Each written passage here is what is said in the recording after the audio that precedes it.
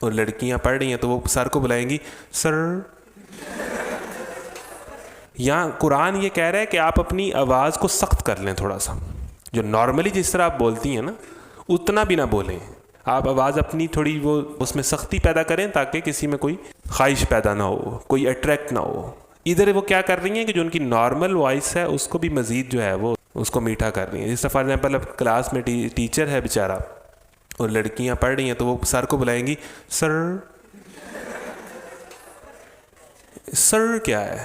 سر نہیں آپ کہہ سکتے. سر بیچارے کی کیوں جان لے رہی ہیں آپ؟ مجھے اپنے گھر جانا ہے, ہم گھر جا رہے ہیں. گھر پاویں ہوتے لو روڈ تے کسی پنڈ چ ہوئے, لیکن وہ جڑا ہے وہ گھر نہیں جائے گی. وہ گھر جانے کا دل ہی نہیں کرتا, جانا ہی گھر ہے اس نے.